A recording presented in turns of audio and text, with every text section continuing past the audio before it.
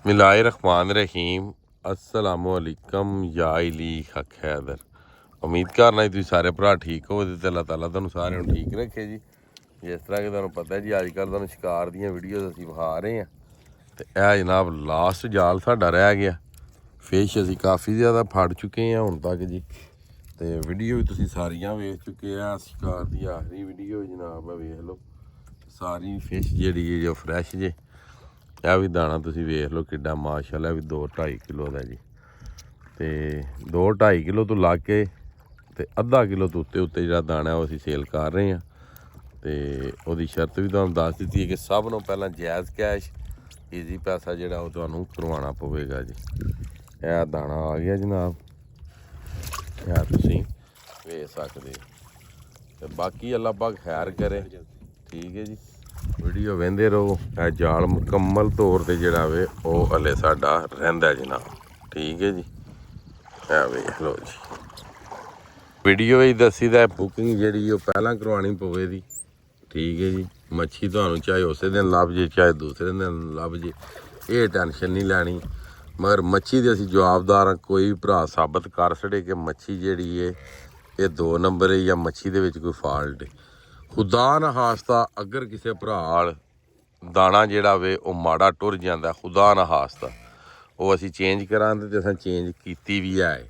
तो ਉਹਦੇ ਵਿੱਚ गलती की ਹੁੰਦੀ ਸੀ, पैसे ਪਹਿਲਾਂ नहीं सन ਲਈਦੇ ਜਿਹਦੀ वजह ਤੋਂ ਭਰਾ हो ਜਾਂਦੇ ਹਨ जनाब मेरी लेट।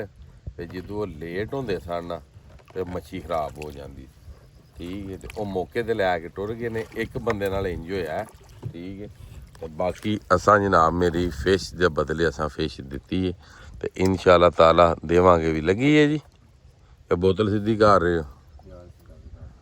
पहला लैने का मकसद भी यही है कि जिस भरा ने फिर हाफ पेमेंट की होंगी है ना, फिर वो कोशिश होंगी है कि मैनू कॉल आ गई है तो मैं टाइम ना पहुँचा। फिर साड़ी भी कोशिश होंगी है जिस टाइम उन्होंने फिश पूरी हो जाए उन्होंने कॉल कर दी जाती कि तुसीं फलाने टाइम फलानी जगह पर तुसीं अप्पड़ आओ, जिहदे सियालकोट ऐडमराला छंभ जोड़ियाँ बडीला शरीफ, ठीक है जी। उस तो बाद टांडा कड़ियां वाला जलालपुर जट्टां ते गुजरात शामिल ने जी, जिहदे फिश तुहानू मुख्तलिफ जगह तो लभ सकती है। शबाजपुर तो जलालपुर जट्टां तो ते भागोवाल तो यह तिन्ना टिकाणियां ते असीं तुहानू फिश जिहड़ी है प्रोवाइड कर सकने हैं, तुहानू असीं दे सकने हैं जी, ठीक है जी।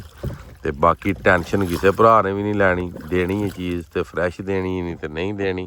ਉਹਦੇ ਵਿੱਚ अगर वेट करना पै जाए तो वो गल अलग है जनाब, ठीक हो गया जी।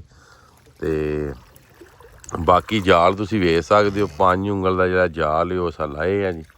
5 ਉਂਗਲ 7 ਉਂਗਲ ते 8 ਉਂਗਲ उंज आख्या जाता 5 इंच 6 इंच 7 इंच ते 8 इंच जनाब।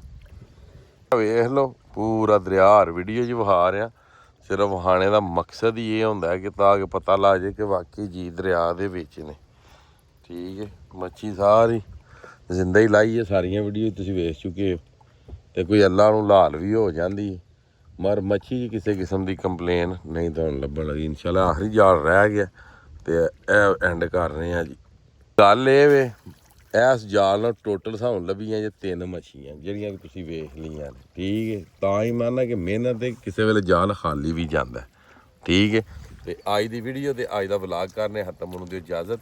नैक्सट वीडियो तक ज़्यादा अपना ख्याल रखियो, अपनी खास दुआओं मैनूं याद रखियो।